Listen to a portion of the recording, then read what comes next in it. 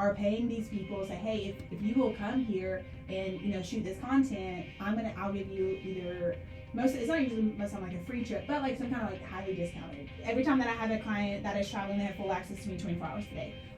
Because especially with time zones, all of that, it could be 3 a.m. my time, but it's 8 a.m. there. And I've definitely had customers that, hey, we just got to the airport, our flight's canceled, it's 3 a.m. They're calling me, I wake up, I'm on the phone on this side trying to get their airlines rebooked for them, or a lot of times you can also do it through their website. So hello everyone, and welcome to the Lalwani Lounge. I'm your host Ajay Lalwani, and today we have with us a very special guest, Becca Ramsey.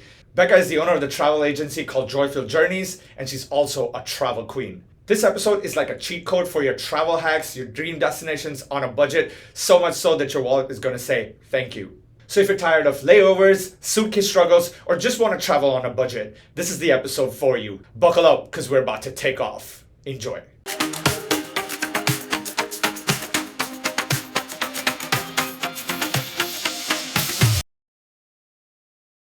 Hey Becca, how's it going? It's been a while since you and I have actually had a chat together, so I'm glad you made some time and we can record this episode today. Yeah, thank you so much for inviting me on. I'm super excited to be here and just be able to talk about something that me and you both are really passionate about and we do a lot of. So thanks for letting me come on and talk about it. Perfect. And by that you mean traveling. Yes. Absolutely. So, the other day I was talking to a couple of friends, and I think we had this chat before the episode as well, that, there's a huge shift in the way people have started traveling, before the whole lockdown and after the lockdown.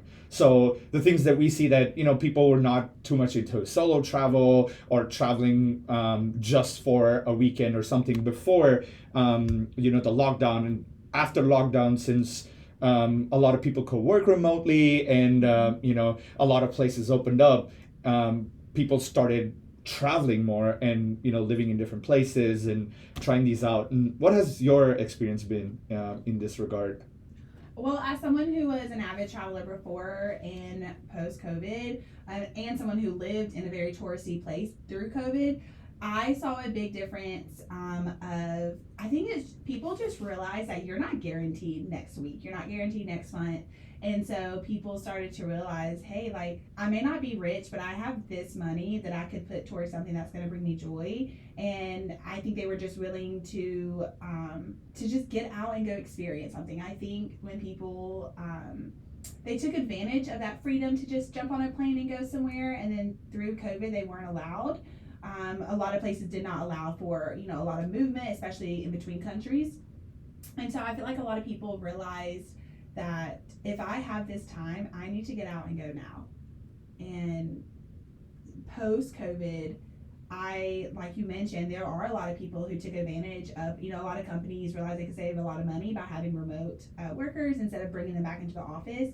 And so, when I was living in Southeast Asia, I started to see a lot of nomads, coming in, moving into villas that were, a fraction of the cost of where they, what they would be paying for, a condo here or like a flat throughout Europe. And so they were coming in and being able to live off of their normal salaries from back in their home countries in a country that's your money's going to go a lot further. And I think for me it was nice to see that people were living life every single day instead of thinking, you know what, I'll do that next year when I get enough money, or we'll do that for our 5-year anniversary. I think people were like, no, we're going to do it now, because I don't know what next year is going to look like. So yeah, so I've also seen a lot of micro influencers or like travel bloggers and new entrepreneurs and new content creators come up, because now traveling was something that was in the center of everybody's mind, and they wanted to explore the world, and a lot of people kind of went on these journeys to maybe find themselves or things on those lines, right? I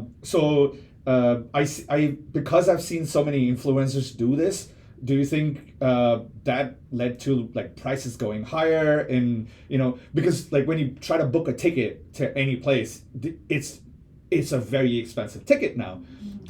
So what's your take on that? So I think COVID, because of the amount of time that people were spending, on TikTok and on Instagram, a person's time within the day was spent online. I mean, whether it's social media or like your job, remote, Google Meets, Zoom calls.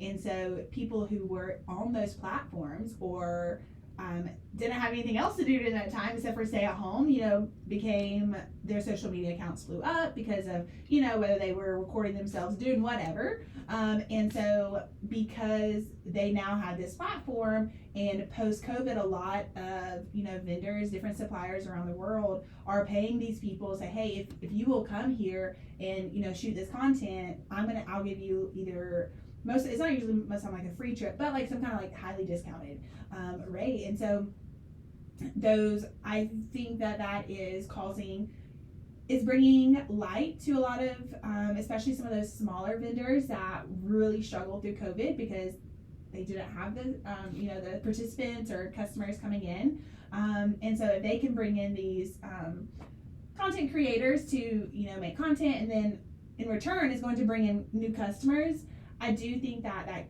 the demand is going up. So when you're thinking about supply and demand, the cost is going to go up. However, thankfully, we have seen some potentially those costs are starting to come down a little bit because, like you mentioned, so many people are traveling now, and there's people who got out of business because of during COVID are now able to come back into business, like suppliers, whether it's tours, smaller boutique airlines, things like that. Are back into the competition, the field, and so those prices thankfully have started to decline just a little bit. Okay. When you say they have started to decline a little bit, I'm guessing those are still not the rates that used to be before this whole travel surge, right? Yeah, definitely not. Like I remember pre-COVID, I could fly back and forth to Southeast Asia for like one time I got like a $900 round trip ticket on a very well-known airline, and now to get there you're looking at probably around $1,200 to $1,400. So we are still seeing it is still higher cost, but like a year ago you could easily pay $2,000 a person. So I mean the prices are coming down, but not like they are pre-COVID, but I think that has a lot to do with other things like inflation and things as well. I don't know. I would love to see prices go back to what they were pre-COVID, but I don't think that is something that we can be like realistically expecting. Okay. So since you travel a lot, is there a go-to way that you use to book these tickets, like flights, hotels? I'm guessing you have a pretty good idea of the tips and tricks on how to get this done. So let's start with flights. Yeah, absolutely. I'm an OGer to Google Flights. That is something that I know there's a lot of different websites out there like Skyscanner, Expedia, things like that, but I am an OG when it comes to Google Flights. I think Google Flights is tried and true, and the one thing that I really like about Google Flights is you can put in like your starting location. So like for me would be, Atlanta, and then being able to leave that destination empty and then just pick some dates, maybe a month, like in March of 2025. And then I can see all the different destinations and those costs. That's the best way to do it. Because maybe right now I don't know where I want to go, but I know I want to get away in March, which is like my busy season starts to like slow down a little bit. So I can look at on Google Maps and on Google Flights and easily see, okay, like this, yes, I want to go to Sweden, but actually, like if I go to Italy, it's $600 cheaper to go to Italy, and then maybe I can do Sweden in a couple months after that. So Google Flights is where I do all of my personal flights as well as all my clients' flights. So. Nice. I do definitely like the Explorer feature of Google Flights. I recently saw there's this new feature that they've added where you can select like nearby airport that is within driving distance. So say for example you were to go to, say for example, Italy, but they tell you that if you fly into Vienna in Austria, and you could just drive there or take a train. So once you're in the Schengen countries, you don't have to worry about visas or anything of that sort. Like once you make that through the port of entry, which is also a great feature, right? Because you could then see, oh, I'm going to Italy, but Florence is a $2,000 ticket, whereas Vienna is $600. I could just fly into Vienna, take the train, $40 into Florence or maybe Rome or something like that. Yeah, absolutely. And I also think too, a big key thing for flights is don't buy like the first time you look. On Google Flights, they have that feature where you can track the flights, and so they send you emails when a flight has dropped. And so, for myself and for clients, I tell them like, hey, have that money ready. This is a good estimate based on trends from previous years, current trends, so like about how much flights cost from here to there. So have that money ready, and then the moment, like right now, the flights are up. So the moment that those flights book or drop, you can book them. And I think that's like, but I may go ahead and book other components of my trip, hotels and things like that. I know I'm going these dates, but I'm just going to track those airline tickets. And I think that's like, if you have the ability to do that, as far as like time, if you have some time to play with it, I try to shoot for around 6 months is like a sweet spot time for buying, especially international flights from the U.S. I've even been able to lately, probably the last year, like really look into like 3 months as well. So 6 to 3 months seems to be like the sweet spot. Anything beyond like 6 months, people like airline companies know that some like that's so far away they can play with those prices. So sometimes you'll see some, especially around 9 months. I've seen some pretty expensive tickets around there. However, once you get closer to that 6 month mark, like, hey, we've got to sell these tickets. We've got to drop them a little bit. So 6 to 3 months is kind of where 3 to 6 months is where I found like the sweet spot for purchasing, especially those international tickets. Interesting. So there was a time I remember pre-COVID, that 51 days was the sweet spot, right? Mm-hmm. So like 51 days before your trip, that's when you book. But I'm pretty sure like airlines caught up to that, and that's the day when they jack up the price. Yeah. Because that's one of the rules. So essentially, you're just trying to constantly stay 1 or 2 steps ahead of their algorithm, and then they're trying to do the same. So it's basically a cat and mouse thing to figure these out. So that's interesting. Do you actually use like airline miles or membership points? Like either you have the Chase Sapphire Reserve, American Express. They all have their own point system, transferring it to airlines, hotels. Do you use any of those to kind of offset some of the cost? I do, absolutely. I have the Delta Reserve card, and if anyone does not have that card, like I recommend it, especially if you already buy things on credit anyways, like far as your groceries, gas, things like that. Why not get points for it? And those points can definitely, and they add up. They go to, I pretty much all of my personal travel is free. As far as flights, because I use my Delta Reserve for everything else, and those points add up. I did in the past have a different airlines card, and I won't say the name, but I didn't feel like that the points really added up. Like I was putting a lot of money on there, and it just didn't seem like the payback, so that's when I made the switch, the Delta Reserve card, and I definitely reap the benefits with that one, and so I recommend. I know Chase is a good one. The Reserve is a really good card. I think it's very similar to the American Express Reserve with a Delta Reserve card. But I always, for myself and for clients as well, you can play with those.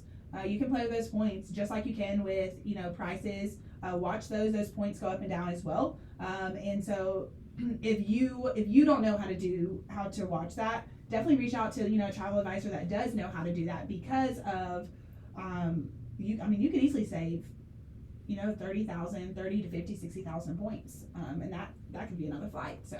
Right. So one of the things so I used to have Delta Platinum back in the day. I think they did not have Reserve at that point, or it was like invite only or something. So I came across the American Express ones, so like their regular cards, the metal ones, which is what I have been using since then. What I like about that is I can decide, hey, if I am traveling, say for example, to India, then I'll use the Qatar Airlines. So I'm gonna transfer it to Avios. And if I'm traveling like domestically, then I'll transfer it to Delta. So I like the idea of having the ability to transfer points to any of the airlines rather than being restricted. But I know that like the Delta Reserve gives you so many extra points just for flying Delta and then redeeming it on Delta.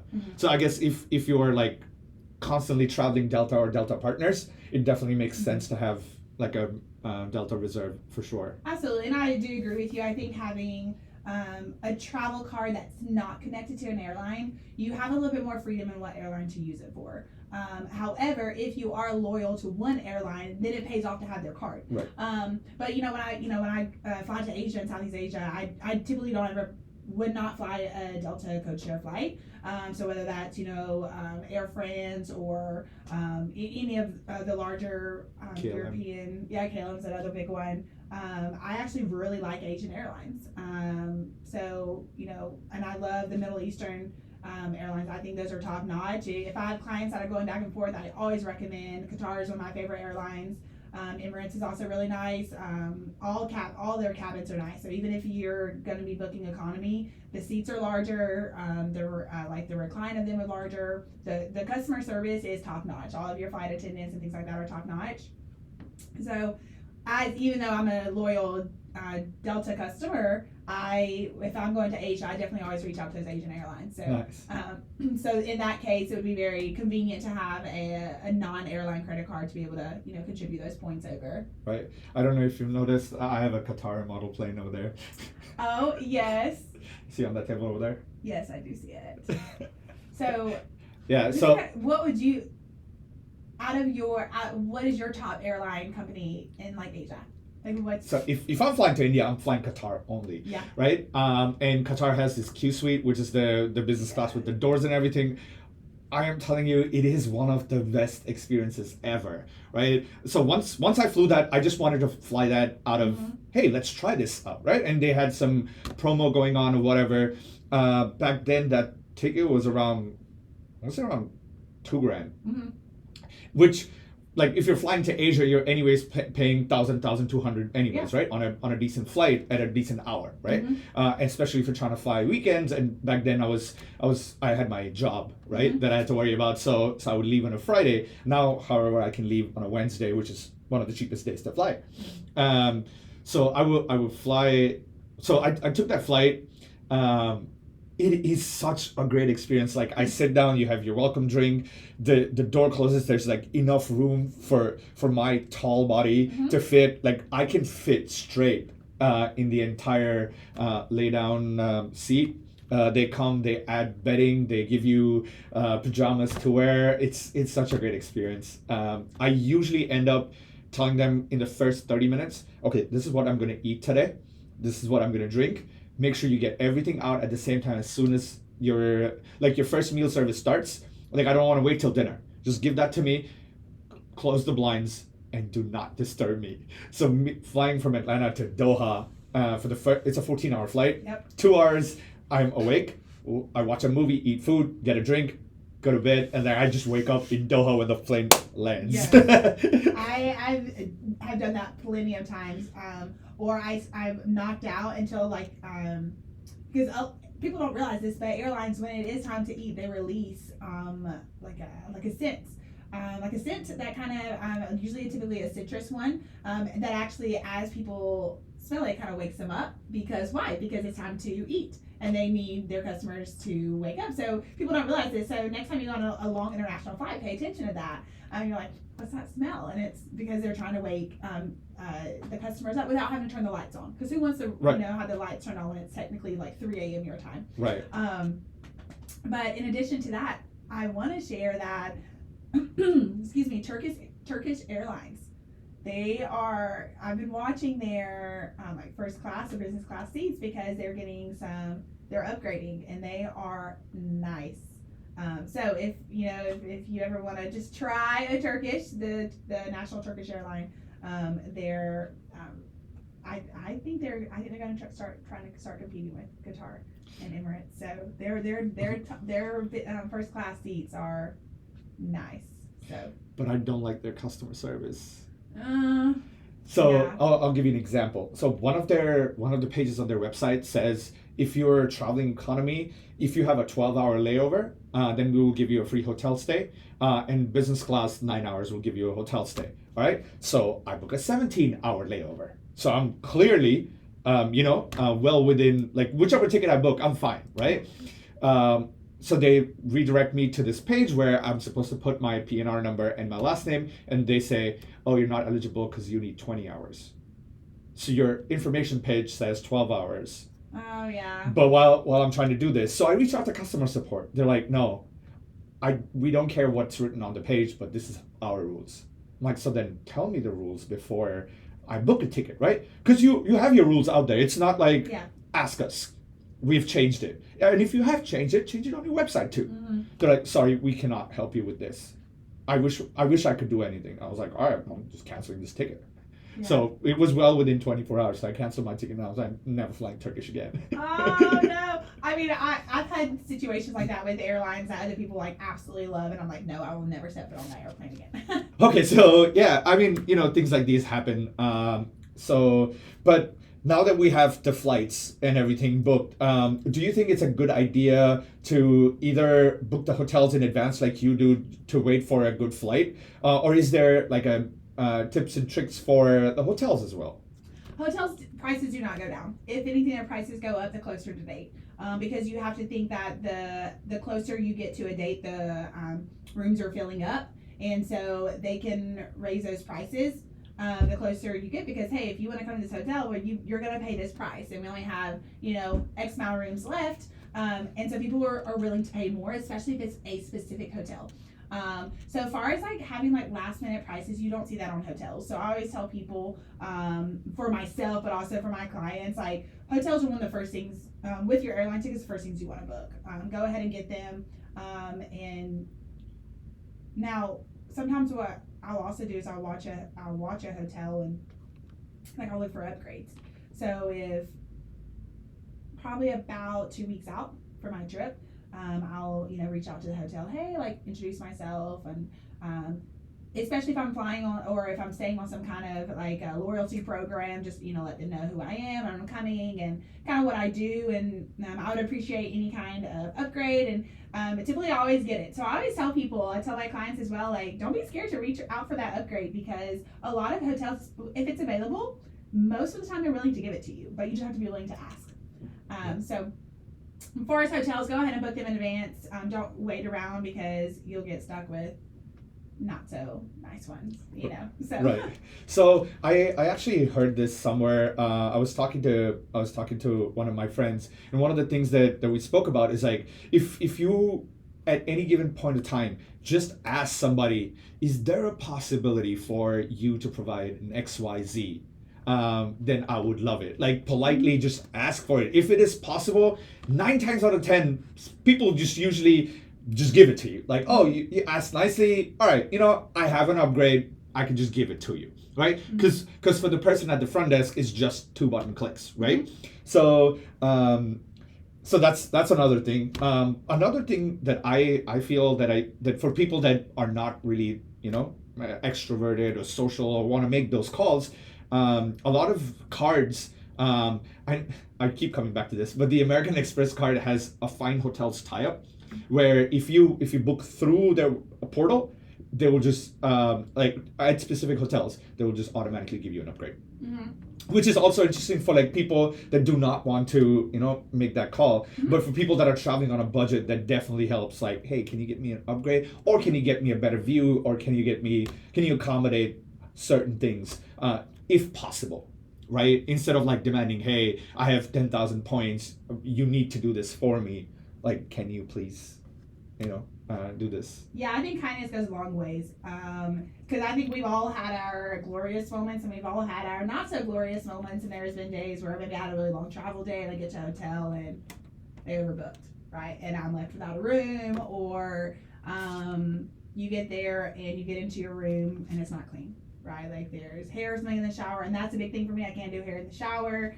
So you go back to the room, to the front desk, and you're like, hey, like it's not clean. Like I want a new room. And they're like, oh, like sorry, And then if you start getting sassy, and sometimes I'm guilty of getting sassy, then it's like an automatic shutdown. And I feel like we have to remember, like those people are humans, and they deserve the same amount of respect that I want as a paying customer in return. I feel like sometimes this mentality of like, well, I'm paying to stay here, so like you should treat me top notch. No, like we are equal as human beings. Like I made the choice to pay for this hotel to stay here. But on the flip side of that, every time that I've went back to the front desk, I'm like, hey, I'm really sorry to bother you, but this room just really isn't, meeting my expectations, and I list off the reasons why, and I say, I know this has nothing to do with you, because those front desk people are not the ones that are cleaning the rooms or any of that. They don't even do checkoffs. I said, is there any way possible that you could find another room for me? And even if there's not another room that's in my, let's say if I a king suite or whatever, even if there's not a room available in there, if there's an upgrade, they're like, you know what? Yes, let me go ahead. I'll upgrade you, and to a new room. And sometimes I'll even downgrade. But like, if you're willing to give me a new room that's clean, I'll take it. And usually they're willing to, rather refund or give you gift you extra points or something in return. But I always say kindness goes a long ways. If you go up there and you're, trying to act like a boss, it's probably not going to go your way. So definitely always remember that person you're talking to is a human, and they deserve just as much as respect as, that you want in return. So. Perfect. So you did mention the hotel being overbooked, and there have been multiple instances when flights get overbooked too, Mm-hmm. and some people get bumped off flights, and some people get bumped off hotels. So what can we do, and what are some of the ways in which we can maximize us getting bumped off? Yes. So with that being said, airlines, it's a business. And so those, think of levels of getting people off a flight. That plane cannot take off. So the beginning, they are going to, before you start boarding, they're going to say, hey, if someone would be willing to take a later flight, we have a confirmed seat for you, we'll give you a $200 voucher. I tell people all the time, I've sat in plenty, airports when that's happening, and maybe someone's behind me I hear them talking well, I guess we could take that later flight, and I tell them hold on, let that price keep climbing, because they're gonna continue to climb of what they're gonna offer you, whether it's they start with 200, they go to 400, 600, 800. We're only paid $200 for this ticket, and now I'm gonna get an $800 voucher that I can apply to future trips, or sometimes they even give like a gift card. So if that's your situation and you do have that flexibility. I've offered up my seat before because I did have some flexibility in my schedule, but make them pay for it. Make them don't offer up right away that you're willing to take that that next flight. Let them offer and keep offering a little bit more, and then when you're like, you know what, I feel pretty good with this price, then walk up there and say, hey, I'm willing to take the later flight. Sometimes if it's a next day flight, they will give you a voucher for a hotel room.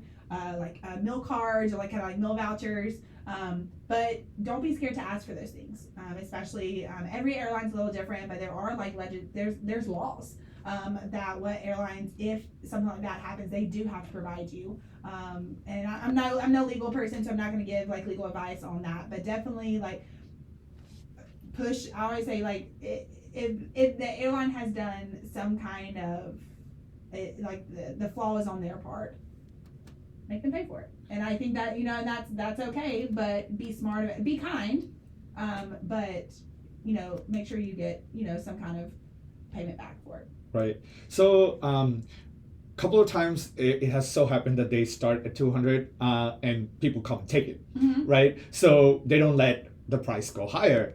So once I was actually traveling I was actually supposed to go for my birthday trip, and everybody was late, and I already knew everybody's going to be late. So what I decided is when they offered, I think they offered $100, $150, right? So I walked up to the desk and I said, if you give me $500, I will give you my seat right now. You make that choice, and I'm not going to tell anybody. I will just take that voucher and I'll just walk away. Nobody needs to know. But if you give me $500, I will give you my seat right now. And they said, let me think. So they called the people, whatever. Within 5 minutes, I had $500 vouchers in my hand, and they said, "Thank you, sir." And I was like, "All right." Yeah, absolutely. Yeah. And I just walked away with the flight. And the thing is, it was from Atlanta, right? And the flight was, I think, the next morning. And this was a very late flight. So I called up the hotel and I told them, "Hey, can you push my booking for my grandma is sick or something, right? Mm-hmm. So I cannot travel tonight, but I still want to continue the reservation." And they said, "We cannot do anything." But I had booked through hotels.com. So I called up hotels.com and I told them, "Hey, can you get me a refund? You see my loyalty?" And they said, "Yes, you booked a lot of hotels through us. so we can refund you for one night. So I got refund for the one night.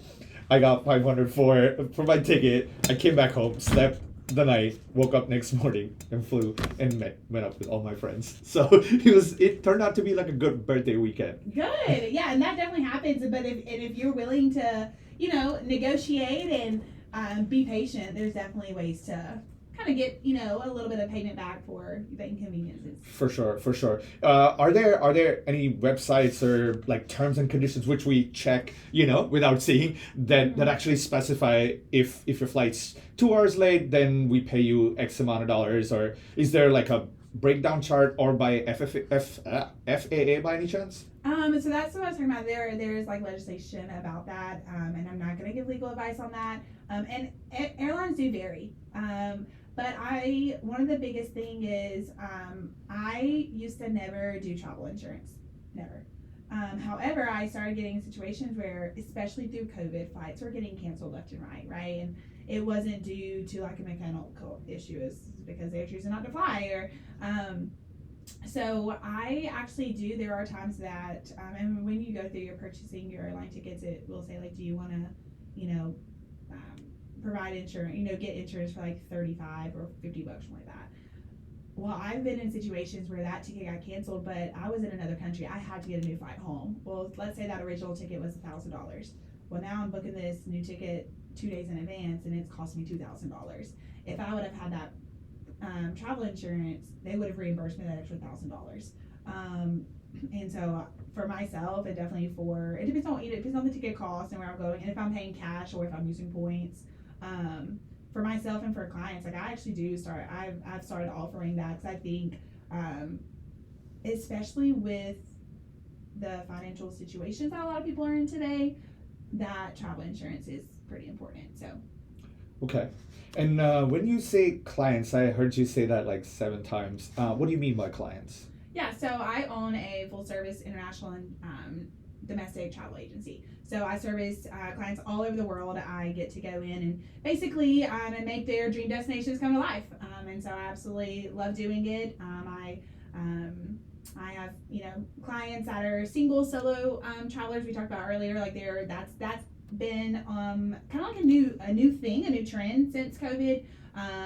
But I also do a lot of couples, a ton of honeymoons. A lot of like family trips, like their yearly vacations, or hey, we're having a destination wedding, or my cousin's having a destination wedding, I need help getting there. And so yeah, I support all different types of trips, and not just like sometimes I get asked like, do you like do whole trips, or can you like just do a rental car for me, or can you just do a hotel for me? Absolutely. Or hey, I've already booked my flights, my hotels, but like, do you have any advice of like what I can do once I get there? Or as simple as, hey, I'm not sure what to pack. Like, do you have any advice on like adapters and converters, things like that? That's what I do. And so I've had clients that I only book like a tour for them, I book just a train ticket, or things, more simple things like that, versus I have from that all the way to like daily, hourly itineraries. So it really varies, like the services that I provide. Basically, anything under the tourism or just traveling umbrella, I do. So. Okay. Do you also help with visas and stuff if people need it? Yep. So here in the U.S., with the passports, I have a ton of clients that come to me and don't have passports, and because of someone who has went through multiple passports, and I've had to get multiple passports in different countries, living somewhere else, and my passport book was full. I need a new passport. It's pretty easy for me, and I don't want someone else to get overwhelmed and feel like they can't go on a trip because of that potential barrier. And so, I give them the process, give them the paperwork, tell them where to go. I even go into scheduling their appointments, all of that. Now, as far as visas, I do I share with them, like, I'm not going to apply for your visa. That comes into some legal stuff too, same thing in passports. I'm not going to apply for you. I'll tell you what you need, but, and I'll give you the website, because a lot of countries are going to e-visas, right? So you can apply for this visa just online through their kind of like State Department. I'll give you the website and tell you what you need to do, but then it's up to you to go through that process and do it. Okay. And then once somebody gets there, you also help them like, hey, I'm stuck here. What do I do now? So do you help with that as well? Yeah, absolutely. I try to stick to like a Monday through Friday normal business hours as far as, responding to emails, getting to new clients, things like that. But every time that I have a client that is traveling, they have full access to me 24 hours a day. Because especially with time zones, all of that, it could be 3 a.m. my time, but it's, 8 a.m. there. And I've definitely had customers that, hey, we just got to the airport, our flight's canceled, it's 3 a.m. They're calling me, I wake up, I'm on the phone on this side trying to get their airlines rebooked for them, or a lot of times you can also do it through the website. So instead of them having to spend hours on the phone, or also just not knowing that they just don't have the knowledge of how to rebook, I take care of all of that. I've also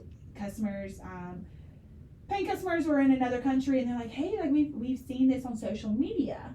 Is this something that you could look into for us? Like, is there any way that you could like maybe get us a driver because we want to go visit this place?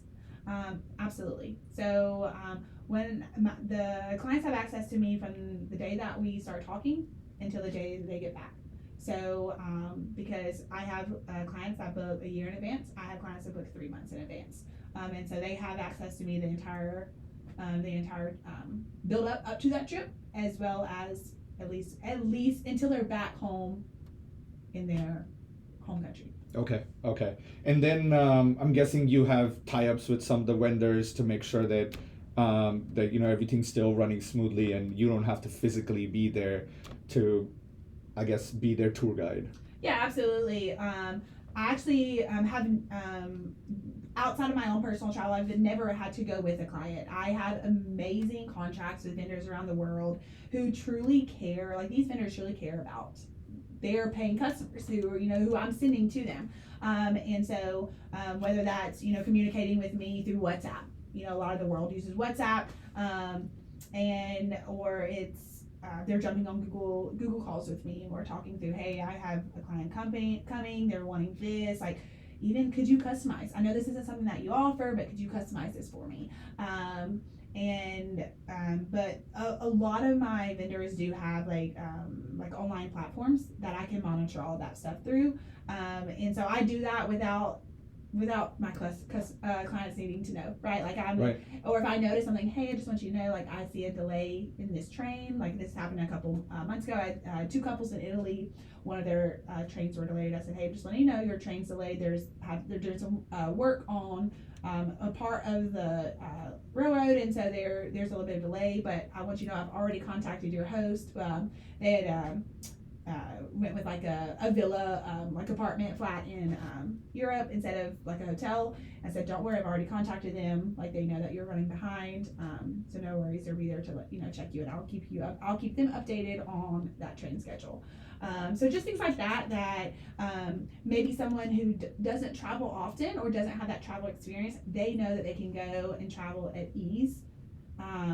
And not have to be, I don't want them to be stressing about that stuff. I want them to go and enjoy the trip.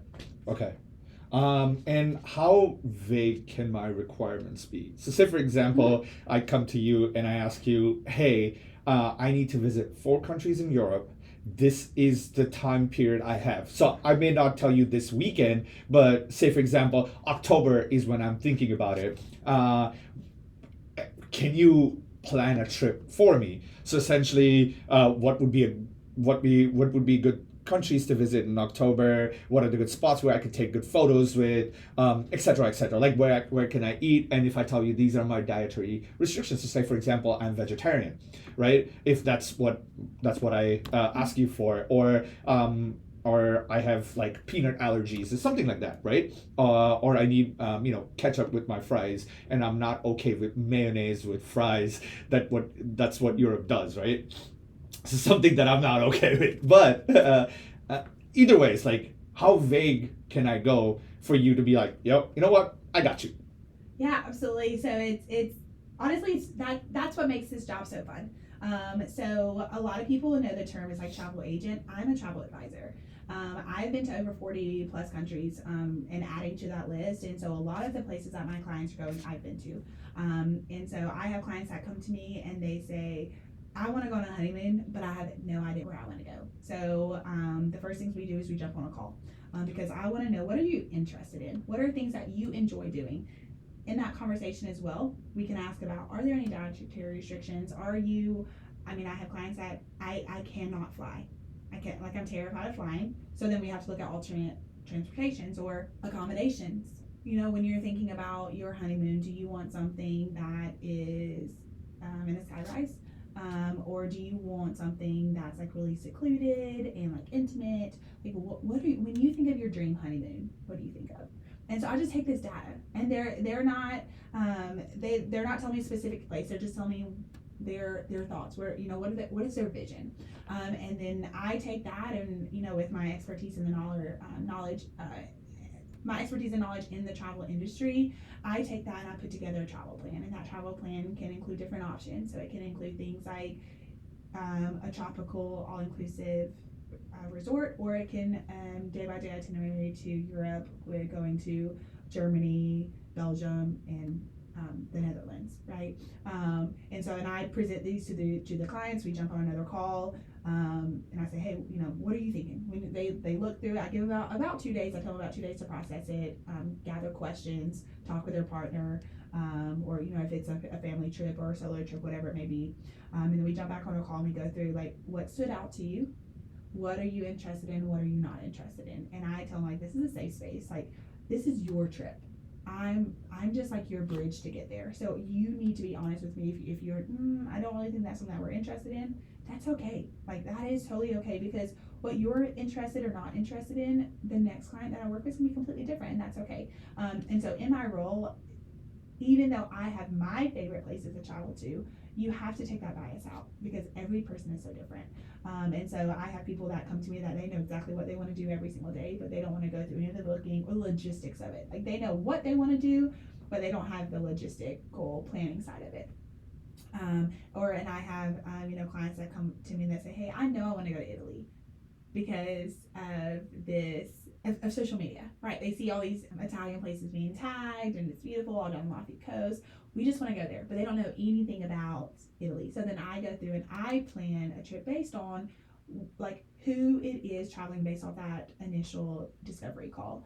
And so it varies, like also with dates. Like, I have people that say, hey, I think that like sometime in March, I'm flexible with dates, or we're getting married in June, but we're okay to take our honeymoon just within June and July.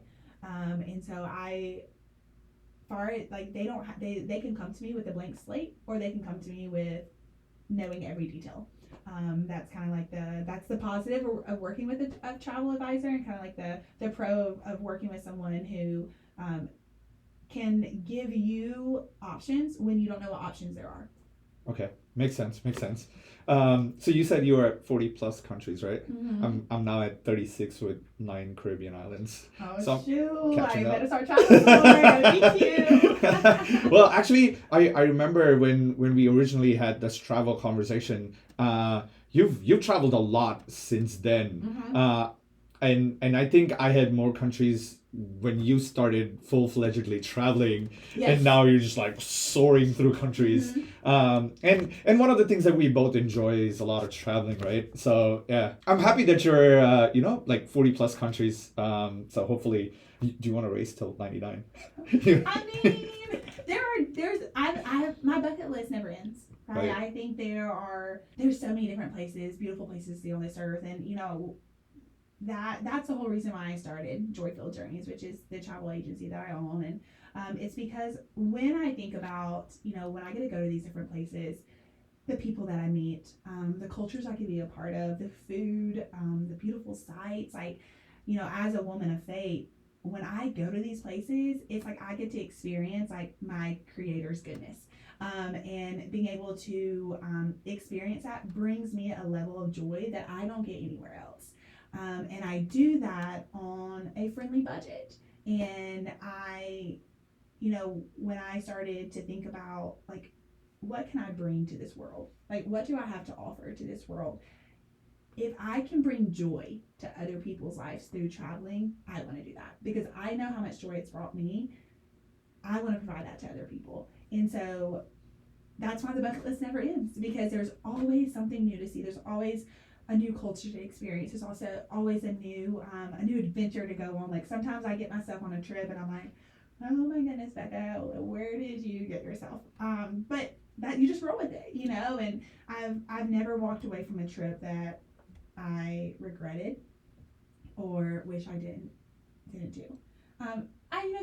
There's always things that you're like, like I wonder if I could have done that instead, but then I'm more of a like YOLO type girl and no regret. So I think that you experience like what you're supposed to experience each day in life, and I'm thankful for the experiences that I've been able to already have through traveling. But I'm already planning my own trips, some upcoming trips that. The next big one is I'm trying to get to the Arctic Circle, so trying to go up to like Lapland, and up toward northern Finland and stuff, and do some like igloo stays and things like that. So that's like my next big trip I'm working on. Another one after that is Costa Rica. Costa Rica is hot right now, as far as it's a hot destination. There's so much to offer. Costa Rica has so much to offer, and a lot of people, it's from the U.S. because it's so much further than Mexico, right? Sometimes people forget about it, and so it's a lot cheaper to travel there, but you get that jungly tropical vibe that a lot of people love about Southeast Asia, but it's a lot closer, and Costa Rica is just it's still, I feel like it's untouched to an extent by the like modern developing countries. It hasn't been overtaken by the modern world, and that's what I love about that country. And every client that I've sent there is like, oh my gosh, I can't wait to go back. So that's another. I have a lot of amazing vendors there, and I just want to go and meet them in person, and develop more relationships with them. So, and experience Costa Rica myself. So Costa Rica is definitely a big one. And then a group of my girlfriends, we are planning Greece for like next May. So Greece was one of those trips that I had fully planned, fully paid for in June of 2020. And unfortunately, because of COVID, that trip was canceled. And it was funny that they opened back up the country. It was like not even like a week or so after our trip had like concluded. The dates that they were supposed to conclude. So me and my friend, we were like, you know what, like, we're still gonna go, but we're gonna have to put it off. So we were just, talking the last couple months, like we need to make that trip happen. So there's like 4 of us girls going. So yeah, we're super excited to take on Greece, and I love Europe. I love everything about Europe. So excited to get into some of those Mediterranean, the coastlines. So since you're thinking about May of next year, look up Yacht Week. Oh yes, I know all about Yacht Week and through Croatia. Yes. So they also have a Greece islands too. So that could be something that you can do for like a day or so. Oh, that's already on our itinerary. Okay, perfect. And so we already had one when we planned the trip. In 2020, we had a yacht day. Yep, that you can't go to Greece without having a yacht day. Yes. It's almost like going to like the Amalfi Coast and not going on a boat. Makes sense. You cannot not do that. So so we definitely will have a. Maybe in our 30s, but we're going to, act like we're 21 all over again and enjoy that day. So, yeah. Perfect. So with your travel advisory and everything that you do for your clients, do you firstly, do you actually use AI to help you make better decisions, or do you not use AI at all, or has your industry changed after the invent of AI and like ChatGPT taking care of trip planning if you just give it like a decent ass prompt? Yep. So that is something that I haven't dipped my toes into. Because this is truly something I enjoy. I enjoy creating every single travel plan to the individual customers, and I do know some travel advisors, like kind of like just like my mentor group and things that they've talked about, that they have dipped their toes into it, but there's quite a few errors on the travel side, because it doesn't take into account a lot of the individuality of each of our clients. as well as like some of the logistics in some of the other countries. So I'm sure it will continue to be improved. But when I first started this business, I started as a passion project. I didn't think that it would take off the way that it did. So I do have future plans for it to continue to grow it and continue to get people to their dream destinations, in a budget that they can afford. And so who knows what the future may look like as far as kind of building the capacity there. And I'm going to bring on more travel planners, and who knows, maybe that could open up the door to kind of like dipping our toes into AI and seeing what that can offer as it continues to develop as well. But just like any piece of technology, you've got to vet it yourself, and you've got to have the experience of the industry. And so this one would be like of the travel industry, to make sure that everything's on there is correct. Because I've had some friends who have created their own personal travel plans. Like I had a friend who did one to Japan, and she's like, "Oh yeah, I made it all on ChatGPT." And I was like, "Well, let me look at it," and some of it wasn't realistic, as far as you're going from one side of Japan to the absolute other side of it, like, and it's giving you an hour to do that. Like that's not accurate, or what about all these other places in the middle? I know you, and I know things that you're interested in. Would you be, what about adding this in there? Or especially looking at reviews, hotel reviews, because those are constantly changing. And also things to be aware of that ChatGPT doesn't, and AI isn't aware of, like what about hotels that are under construction?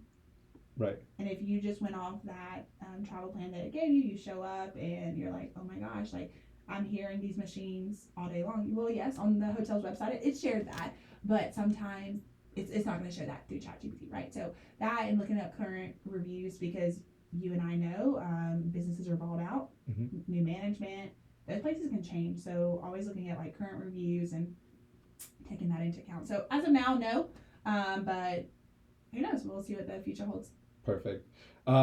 So one final question. If you had to give one piece of advice for somebody who's just getting into traveling, who's just or has not traveled too much but wants to continue to travel, maybe one suggestion for a solo traveler, one for somebody who wants like a group of friends to go together, but is there a piece of advice that you could give these people? I have so much advice. What's your top? So I would say, because a lot of my clients do come to me with a budget, right? That's the reason I started this business, is because I wanted to get people to their dreamy destinations, but in a budget they can afford, not on a $20,000 budget, but maybe in a $6,000 budget. If you are flexible with your dates, I can most likely get you there in your budget. Meaning, are you open to going not in high season? Something to think about with that is, if your family solo travels, think about school breaks. Is it a possibility to not go during a school break? Because, so looking at, if you're going to Europe, looking at their school, there's usually more like the end of September to like June. That's when they're in school. They have a big break in around Christmas time, and then as well as spring break. And oftentimes they will have like a mid break as well.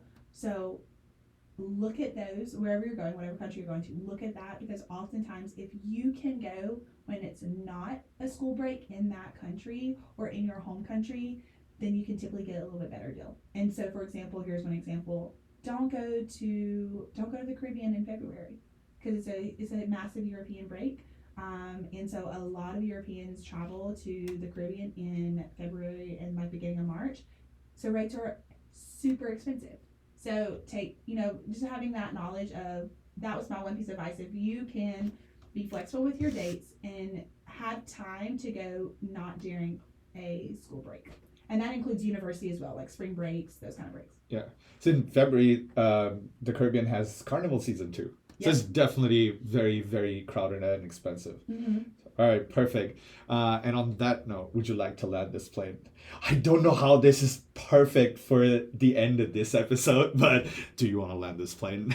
Let's take off. Let's go somewhere new. All right. Thank you so much for spending some time with me, and we would definitely love to have you back. Somewhere in the future when you're at like 80 countries or something. Absolutely, let's do it. We can maybe tell some of our kind of go back and forth about our favorite travel stories. Okay. Yeah. Let's do that.